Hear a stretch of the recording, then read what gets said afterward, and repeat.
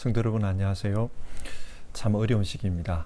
하루하루 건강하게 잘 지내시기를 바랍니다. 오늘도 하나님께 예배하실 때 삶을 살아낼 수 있는 힘과 주님의 뜻을 분별하는 지혜가 우리에게 주어지길 소망합니다. 그러면 사도신경으로 우리의 신앙을 함께 고백하시고 하나님을 예배하겠습니다. 나는 전능하신 아버지 하나님, 천지의 창조주를 믿습니다. 나는 그의 유일하신 아들 우리 주 예수 그리스도를 믿습니다. 그는 성령으로 잉태되어 동정녀 마리아에게서 나시고 본디오 빌라도에게 고난을 받아 십자가에 못 박혀 죽으시고 장사된 지 사흘 만에 죽은 자 가운데서 다시 살아나셨으며 하늘에 오르시어 전능하신 아버지 하나님 우편에 앉아 계시다가 거기로부터 살아있는 자와 죽은 자를 심판하러 오십니다. 나는 성령을 믿으며 거룩한 공교회와 성도의 교제와 죄를 용서받는 것과 몸의 부활과 영생을 믿습니다. 아멘. 찬송가 294장, 통합찬송가로는 416장입니다. 하나님은 왜 아들을, 우리 1절 부르고 성경 말씀 보겠습니다.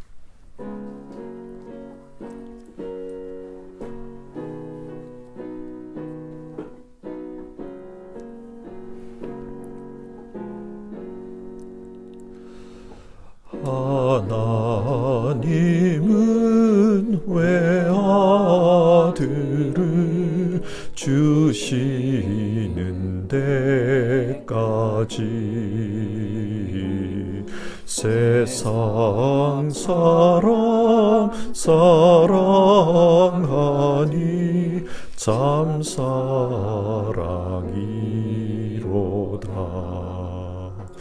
하나님은 사랑이라 죄악에 빠졌도 우리까지 사랑하니 참 사랑 아닌가.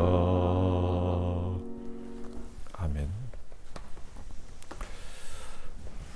오늘 살펴보실 성경 말씀은 구약성경 나훔서 1장의 말씀입니다. 구약성경 나훔 1장 1절부터 해서 8절까지 말씀을 한 절씩 교독해서 읽겠습니다. 이것은 엘고스 사람 나훔이 니느웨가 형벌을 받을 것을 내다보고 쓴 묵시록이다. 주님은 질투하시며 원수를 갚으시는 하나님이시다. 주님은 원수를 갚으시고 진노하시되 당신을 거스르는 자에게 원수를 갚으시며 당신을 대적하는 자에게 진노하신다. 주님은 좀처럼 노하지 않으시고 권능도 한없이 많으시지만 주님은 절대로 죄를 벌하지 않은 채 내버려 두지는 않으신다. 회오리 바람과 폭풍은 당신이 다니시는 길이요 구름은 발밑에서 이는 먼지이다. 주님께서는 바다를 꾸짖어 말리시고 모든 강을 말리신다. 바산과 갈멜의 숲이 시들며 레바논의 꽃이 이운다. 주님 앞에서 산들은 진동하고 언덕들은 녹아내린다. 그의 앞에서 땅은 뒤집히고 세상과 그 안에 있는 모든 것은 곤두박질한다. 주님께서 진노하실 때에 누가 감히 버틸 수 있으며 주님께서 분노를 터뜨리실 때에 누가 감히 견딜 수 있으랴. 주님의 진노가 불같이 쏟아지면 바위가 주님 앞에서 산산조각 난다. 주님은 선하심으로 환난을 당할 때에 피할 피난처가 되신다. 주님께 피하는 사람은 주님께서 보살펴 주시지만 니느웨는 범람하는 홍수로 쓸어버리시고 원수들을 흑암 속으로 던지신다. 아멘.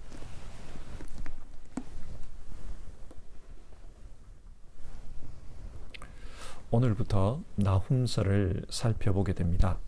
나훔은 석장밖에 되지 않는 짧은 성경입니다. 그리고 그 내용은 아시리아를 벌하시겠다는 그런 내용입니다. 그러다 보니 이 성경을 읽으면서 이 이야기가 우리와 무슨 상관이 있나 그런 생각이 드는 경우가 있습니다.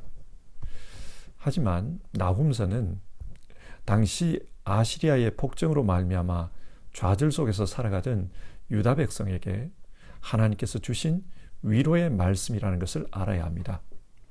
이런 차원에서 나홈서를 읽어보면 오늘 우리를 향한 하나님의 마음을 느낄 수가 있습니다. 자기 백성을 아끼시는 그 하나님의 애절한 마음이 드러납니다. 나홈서를 통해서 하나님의 사랑을 느낄 수 있기를 바랍니다. 먼저 1절을 봅니다. 이것은 엘고스 사람 나훔이 니느웨가 형벌을 받을 것을 내다보고 쓴 묵시록이다. 나훔 선지자는 하나님으로부터 묵시를 받았습니다. 이 묵시는 니느웨가 멸망할 것에 대한 말씀이었습니다. 니느웨는 아시리아의 수도입니다. 따라서 니느웨가 망한다는 것은 아시리아가 망할 것이라는 말입니다. 앞서 요나 선지자도 니느웨에 가서 니느웨가 망할 것이다, 그런 심판의 말씀을 전하라는 메시지를 받았습니다. 그래서 요나도 니느웨에 가서 이 심판의 말씀을 외쳤죠. 그때 니느웨 사람들은 그 말씀을 듣고 회개하였습니다. 그러나 그 이후에 니느웨는 또다시 악한 길을 갔던 것으로 보입니다. 그래서 하나님께서 나훔을 통해 심판을 말씀하십니다. 하지만 나훔 선지자가 이 말씀을 언제 받았는지 성경은 분명하게 밝히지 않고 있습니다. 신학자들의 추정에 따르면 대략 요나 선지자가 활동한 지 100년 후가 아닐까 그렇게 봅니다. 그러니까 주전 7세기 때 말씀이라는 것을 알 수 있습니다. 이 당시 아시리아는 국력이 전성기는 지났지만 그래도 여전히 강력한 나라였습니다. 그래서 중동의 여러 국가를 자기의 영향력 하에 두고 있었습니다. 유다 왕국 역시 이 아시리아의 영향력 하에 있었습니다. 아시리아는 유다에게 감당하기 어려울 정도의 조공을 요구하기도 했고 또 내정 간섭을 했습니다. 그래서 이 시기 유다 왕들은 정치, 종교적으로 아시리아의 눈치를 보기에 바빴습니다. 특히 므낫세 왕이 다스렸던 55년 동안은 이 왕이 아시리아를 숭배했다, 그렇게 표현해도 과언이 아닐 정도로 그렇게 아시리아에게 충성을 했습니다. 이런 상황이 오랫동안 지속되니까 하나님의 백성들 가운데 질문이 생겨났습니다. 과연 하나님은 살아계시는가? 하나님이 살아계시다면 왜 저렇게 악한 나라를 그냥 두시는 것일까? 혹시 하나님이 능력이 없어서 아시리아를 심판하지 못하는 것은 아닐까? 온갖 종류의 의심에 찬 질문들이 오갔습니다. 우리도 살면서 이럴 때가 있습니다. 불의가 판치는 세상, 불의한 방법으로 사는 사람들이 더 성공하는 것처럼 보일 때는 하나님에 대해 의심에 찬 질문을 하게 됩니다. 당시 유다 백성들도 그랬던 것 같습니다. 그래서 하나님은 나훔 선지자를 통해 자기 백성의 질문에 응답하십니다. 먼저 하나님이 어떤 분인가, 그것에 대해서 말씀해 줍니다. 2절인데요. 주님은 질투하시며, 여기서 질투한다는 말은 얼굴을 붉힌다는 말과 연관이 있습니다. 하나님은 죄에 대해서 얼굴을 붉히시는 분입니다. 흔히 구약 성경에서 질투하시는 하나님이라는 이 용어는 우상 숭배와 관련해서 사용되는 경우가 많습니다. 자기 백성이 하나님 외에 다른 신을 섬길 때 하나님은 질투하십니다. 그런데 오늘 본문에서는 자기 백성이 아니라 아시리아를 향해 질투하십니다. 얼굴을 붉히십니다. 왜 얼굴을 붉히시는가? 하나님은 아시리아를 아끼셨고, 그래서 요나를 통해 죄에 대해 회개할 기회를 주었는데 그 이후에 또다시 죄 속으로 뛰어든 것입니다. 아시리아는 하나님께서 세상을 심판하는 도구로 세우셨습니다. 그래서 우상 숭배와 불의함으로 죄를 짓던 북이스라엘을 심판하는 도구로 사용하셨습니다. 그런데 아시리아는 심판의 도구를 넘어서서 지나친 폭력을 휘두르며 세상을 지배하려고 했습니다. 그것을 본 하나님께서는 아시리아에게 얼굴을 붉히고 계시는 겁니다. 3절을 보면 하나님은 좀처럼 노하지 않으시는 분이라고 합니다.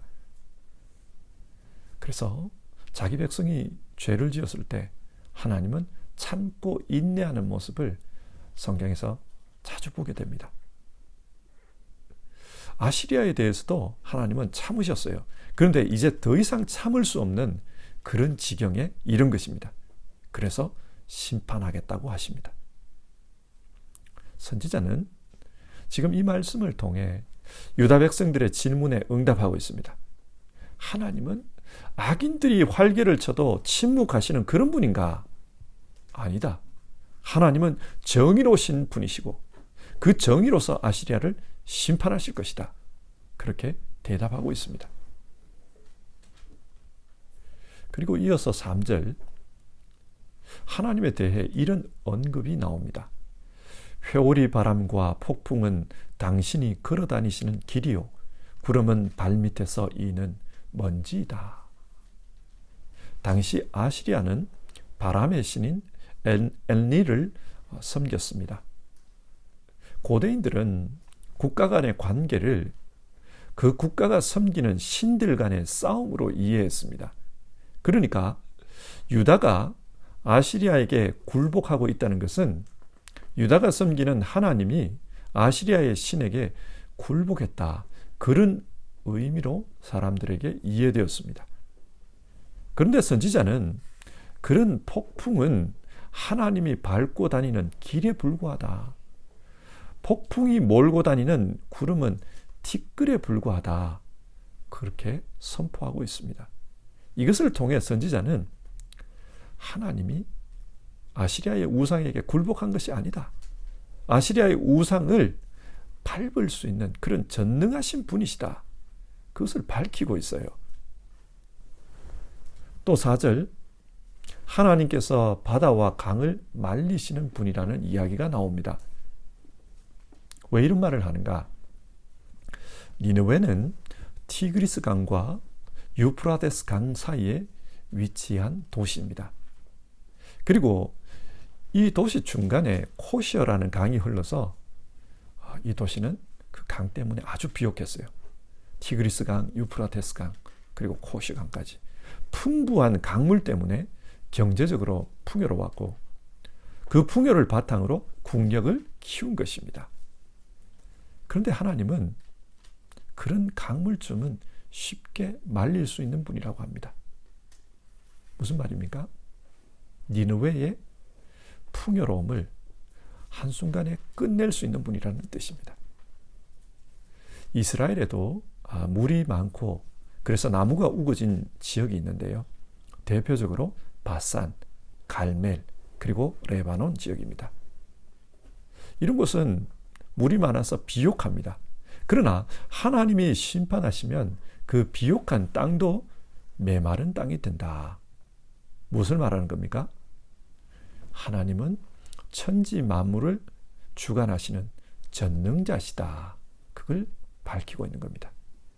그래서 6절을 보면 하나님이 진노하시면 누가 감히 버틸 수 있는가? 그런 말을 합니다. 성경은 이 말씀을 통해서 유다 백성의 질문에 대답하고 있습니다.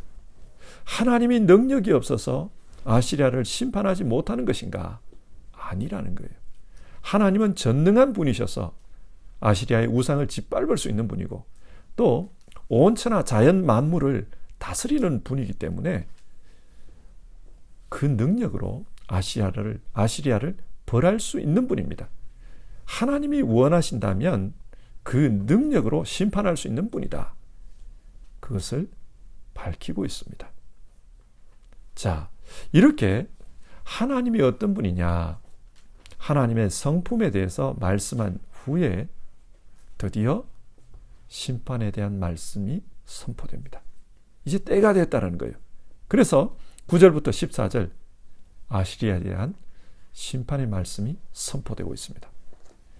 9절을 보면 아시리아 사람들이 하나님의 뜻에 거역해서 음모를 꾸미고 있다. 그런 이야기가 나와요. 이 음모가 무엇인지는 구체적으로 소개되지 않습니다만 아마 자기들 나름대로 이 세상을 어떻게 하자 이 세상을 지배할 계략을 가지고 있었던 것으로 보입니다. 그런데 하나님께서 그 계획에 대해서 비웃으십니다. 2번까지 수고할 필요도 없다고 합니다. 아마 이들은 유다를 정복하고 바벨론을 정복하고 또 이웃 나라들을 정복하고 그들로부터 이러이러한 재물을 빼앗아오고 그것을 토대로 우리가 이렇게 사용해보자. 그런 계획들을 세우고 있었을 것입니다. 그런데 하나님은 이런 계획이 수포로 돌아가게 하겠다고 하십니다. 10절을 보면 가시덤불이 불타는 이야기가 나옵니다. 이것은 하나의 비유인데요. 완전히 바짝 마른 그 덤불에 불이 붙었다고 한번 상상해 보십시오. 가끔씩 비가 오지 않는 가운데 날씨가 너무 무더워져서 산에서 자연발화해서 산불이 났다. 그런 뉴스를 우리가 듣지 않습니까? 그렇게 산불이 나면 그 메마른 산이 땅이 어떻게 됩니까? 몇 년 전에 그 미국이나 호주 같은 경우에는 몇 달 동안이나 이 산불이 계속되었어요. 그래서 모든 나무가 다 탈 때까지 불이 꺼지지 않았습니다. 모든 것을 다 태웠습니다. 하나님께서 지금 아시리아를 그렇게 만들어버리겠다. 그렇게 말씀합니다. 실제로 이 중동 역사를 보면 아시리아의 마지막 전성기를 이루었던 왕은 아수르바니팔입니다. 이 아수르바니팔은 주전 627년에 죽었습니다. 이 왕이 죽자 아시리아는 급격하게 국력이 쇠락합니다. 계속해서 내전이 일어납니다. 그 내전 가운데 힘이 약해지자 주전 623년 바벨론이 독립해버려요. 그리고 주전 614년 메대 사람들이 아시리아를 쳐들어옵니다. 심각했습니다. 그래서 주전 612년 바벨론과 메대에 의해서 이 연합군에 의해서 수도가 함락되어 버립니다. 그래서 하란으로 도망을 쳐요. 그런데 주전 610년 2년 후에 하란도 무너져 버립니다. 그래서 또 도망을 쳐요. 그러자 주전 605년 갈그미스에서 완전히 바벨론에게 정복당하고 맙니다. 잘 나갈 때 아시리아는 어느 나라를 정복하고 무엇을 빼앗아오고 그런 계획을 세웠습니다. 근데 하나님 보실 때는 어리석은 계획들이었어요. 자기들 망할 걸 몰랐습니다. 누가복음 12장에 어리석은 부자 이야기가 나옵니다. 이 부자는 풍년이 들어서 곡식이 쌓을 수 없을 만큼 많이 창고에 들어온 것, 그것만 보았어요. 창고가 부족하니까 창고를 더 짓자. 그리고 곡식을 쌓아둡니다. 이 정도면 충분히 이제는 재산을 쌓아놨으니까 앞으로는 먹고 마시고 즐기자. 그런 생각을 해요. 이 사람은 자기 재물만 보았습니다. 그런데 하나님께서 어리석은 자여, 오늘 저녁에 네 영혼을 데려갈 것인데 그러면 쌓아놓은 그것이 누구 것이 되겠느냐? 그런 말씀을 합니다. 이 사람은 자기 영혼은 보지를 못했어요. 재물을 쌓아놓기만 했지 자기 영혼을 보지 못했습니다. 그래서 하나도 쓰지 못한 채 남 좋은 일 시키고 말았어요. 하나님 보시기에 어리석은 계획은 이런 결말을 맞이합니다. 남 좋은 일만 시킵니다. 아시리아도 그랬어요. 하나님께서 마치 가시덤불에 불이 붙은 것처럼 바벨론을 통해서 메대를 통해서 그 땅을 폐허로 만들어 버렸습니다. 이 사람들은 이걸 못 봤어요. 이런 심판 계획을 말씀하시면서 하나님은 자기 백성을 위로하십니다. 12절과 13절인데요. 비록 내가 너를 괴롭혔으나 다시는 너를 더 괴롭히지 않겠다.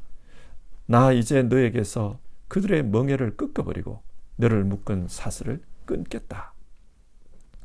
선지자들은 이 말씀을 요시야 왕의 종교개혁과 관련해서 해석을 합니다. 이 시기 즈음에 유다의 요시야 왕은 아시리아의 힘이 약해지는 것을 보고 그들의 내정 간섭을 물리칩니다. 그리고 다시 하나님을 섬기는 본래 이스라엘의 모습으로 돌아갑니다. 그래서 하나님께서 그런 자기 백성에게 회복을 선언해 주십니다. 아시리아의 멍에를 꺾어버리고 그 묶어놓았던 사슬을 끊어버리겠다. 자, 오늘 말씀을 한번 정리해 봅시다. 여러분, 오늘 성경이 무엇을 말씀합니까?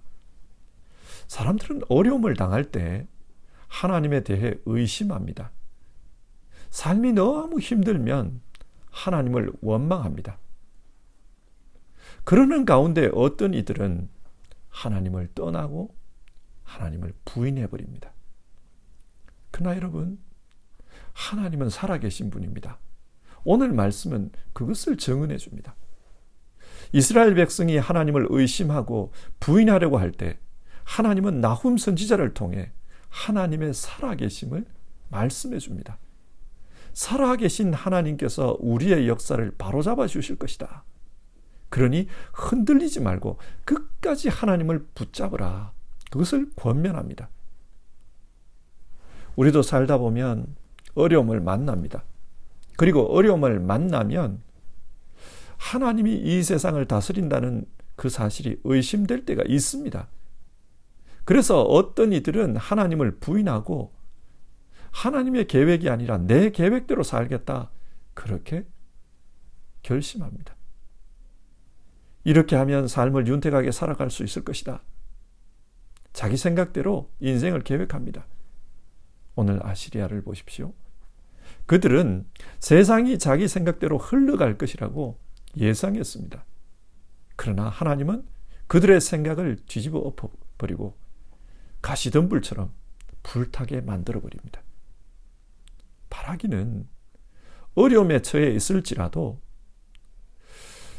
우리 모두는 하나님을 붙들 수 있기를 바랍니다. 어려움이 있더라도 하나님을 붙들고 하나님의 역사를 기다리면 하나님께서 의로운 판결을 내리실 것입니다. 그래서 자기 백성에게 좋은 소식을 전해주십니다. 오늘 본문 15절을 보십시오. 하나님은 자기 백성에게 좋은 소식, 평화의 소식을 전하기 위해 사자를 보내십니다. 우리 모두 믿음으로 살아서 이런 좋은 소식, 복음을 전해 듣는 그런 삶을 살았으면 좋겠습니다. 끝까지 하나님 백성으로 살아갈 때 우리 삶에 복음은 찾아옵니다. 주중 대사를 지내셨던 그 김하중 선교사님의 책을 보면 이런 이야기가 나와요. 이분은 우리가 볼 때는 정말 훌륭한 신앙인입니다. 그런데 자기가 자기 자신의 인생을 돌아보면 너무 많은 죄를 지었다. 그렇게 고백을 해요.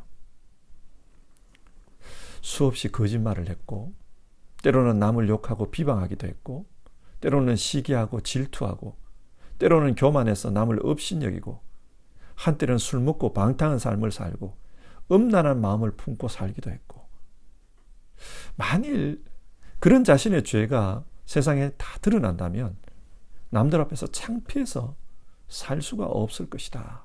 그런 말을 해요. 그런데 하나님께서 그런 죄와 허물을 예수님의 십자가에서 다 덮어주셨습니다. 찾아오셔서 그 십자가로 다 덮어주셨습니다. 그래서 이분은 그 은혜를 생각하면서 늘 하나님 앞에 회개하고 눈에 보이는 죄뿐만 아니라 눈에 보이지 않는 마음의 죄도 이제는 짓지 않으려고 그렇게 노력한다는 거예요. 그렇게 노력하면서 살아왔습니다.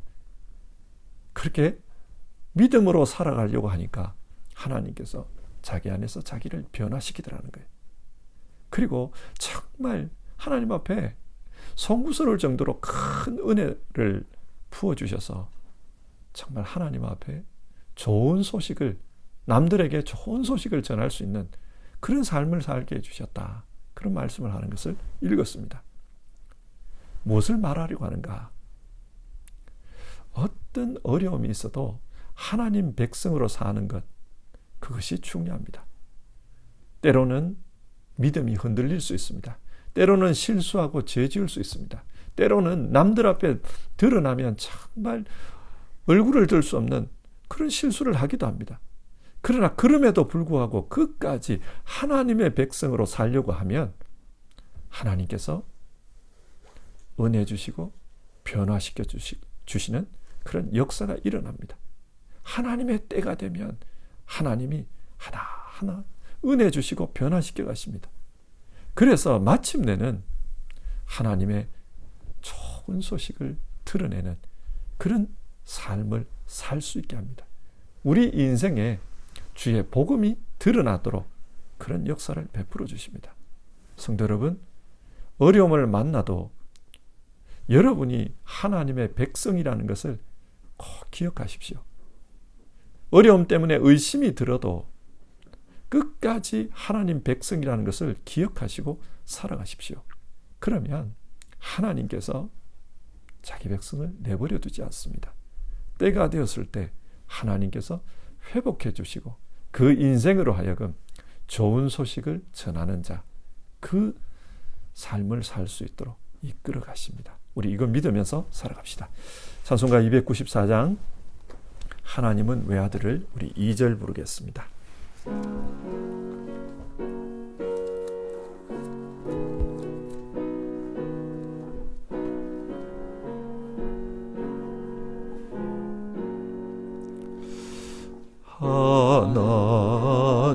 하나님을 배반하고 멀리 떠난 우리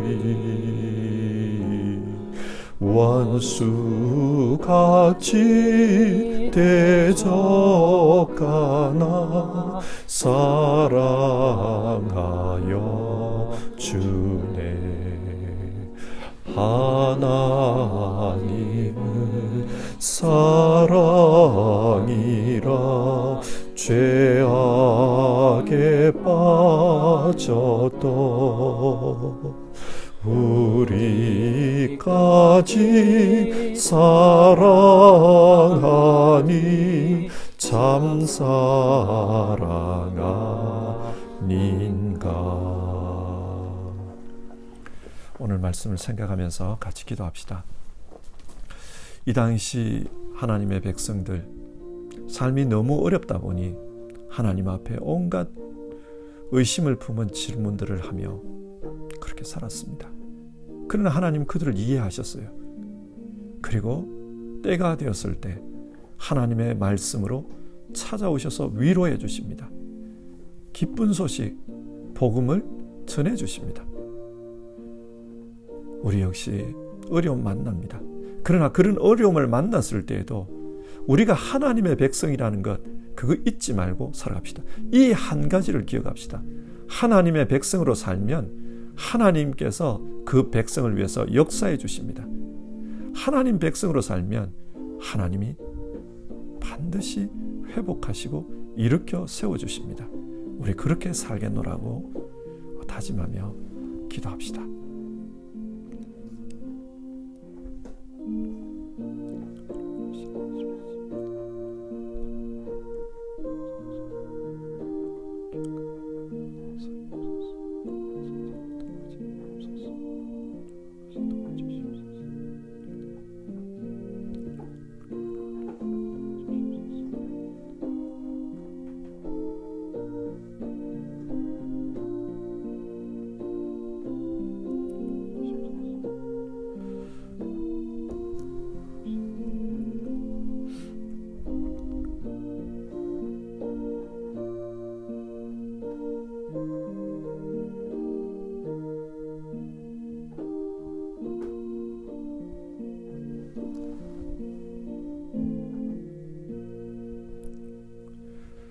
하나님, 오늘 나훔서 1장의 말씀을 통해 아시리아의 지하에서 너무 힘들었던 유다 백성들이 하나님에 대해 의심하며 질문할 때 하나님께서 선지자를 보내 말씀해 주시고 또 그들에게 회복의 말씀, 복음의 말씀을 전해 주셨던 것 우리 오늘 살펴보았습니다. 하나님, 우리 역시 세상 살면서 어려움을 만날 때가 있고 어려움을 만나면 신앙에 흔들림이 있는 것도 사실입니다. 그러나 그럼에도 불구하고 끝까지 우리 자신들이 하나님의 백성이라는 것을 잊지 않고 하나님 백성의 자리를 이탈하지 않도록 주님 도와주시옵소서. 어려움 때문에 때로는 신앙적인 회의를 겪으면서 하나님 백성의 자리를 떠나 자기 생각대로 자기 계획대로 그렇게 살지 않도록 주님 도와주시옵소서. 아시리아처럼 자기 계획대로 자기 뜻대로 그렇게 살아가려고 할 때 하나님께서 어떻게 대응하셨는지 우리가 보았습니다. 우리 믿는 자들 어떤 어려움이 있어도 우리 자신들이 하나님의 백성이라는 것을 기억하고 하나님 자녀라는 것을 기억하고 그 자리를 이탈하지 않도록 도와주시옵소서. 끝까지 하나님 백성으로서 하나님 자녀로서 하나님 곁에 서는 우리 모두 되게 하여 주시옵소서. 하나님, 우리 성도님들 중에 건강에 어려움을 겪는 이들이 있고 현실적인 어려움을 가지고 씨름하는 이들이 있습니다. 그 어려움 속에서도 하나님이여 끝까지 하나님 백성으로서 하나님 자녀로서의 그 정체성을 가지고 살아가도록 역사해 주옵소서. 그리고 하나님께서 그 삶에 정말 기쁜 소식, 새롭게 하시는 소식, 회복하시는 소식, 일으켜 세워주시는 그 소식 들려주시기를 간절히 기도드립니다. 주님 역사해 주옵소서. 예수님 이름으로 기도드립니다. 아멘. 하늘에 계신 우리 아버지, 아버지의 이름을 거룩하게 하시며 아버지의 나라가 오게 하시며 아버지의 뜻이 하늘에서와 같이 땅에서도 이루어지게 하소서. 오늘 우리에게 일용할 양식을 주시고 우리가 우리에게 잘못한 사람을 용서하여 준 것 같이 우리 죄를 용서하여 주시고 우리를 시험에 빠지지 않게 하시고 악에서 구하소서. 나라와 권능과 영광이 영원히 아버지의 것입니다. 아멘.